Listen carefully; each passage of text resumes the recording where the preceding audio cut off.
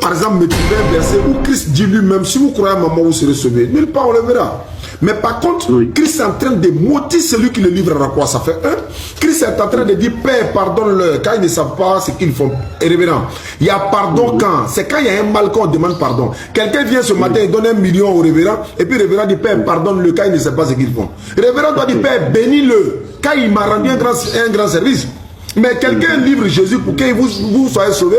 Jésus même dit non, Père, pardonne-leur. Wallah, ils ne savent pas ce qu'ils font. Au lieu de dire, Père, bénis-les. Parce qu'en croyant à ma mort, ils auront la vie éternelle. Jésus dit, celui qui m'a livré à toi, Jean 19, verset 11.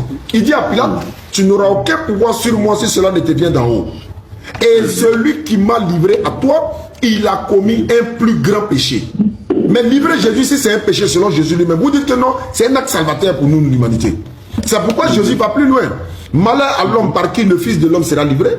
Il vaudra mieux pour cet homme-là qui ne soit pas né. Il parle de Judas. Au lieu de dire béni par l'homme par qui le Fils de l'homme sera livré, il vaudra mieux pour qu'ils soient nombreux. Parce qu'en me tuant ou en croyant à un moment, ils auront la vie éternelle. Jésus prouve clairement qu'il ne pouvait pas mourir. Pourquoi? Parce que dans Matthieu 21, 33, dans la parabole, comme je le disais tantôt, quand le père de la vigne envoie les vignerons pour aller prendre sa part, les serviteurs disent on les tue. Il envoie un autre frère, on les tue. Il envoie un troisième jour, on les tue. Et puis il envoie maintenant son fils. En se disant, ils vont donner sa part. Ils attrapent le fils, on le tue, on dit passez, voilà l'héritier. Mais quand le serviteur, le vigneron lui-même vient, il va les massacrer. Le problème c'est quoi? Jésus parle dans cette parabole en disant quoi? Est-ce que quand le vigneron a envoyé son fils là-haut, c'était pour aller prendre sa part ou bien c'était pour aller se faire tuer? Dans la parabole du vigneron.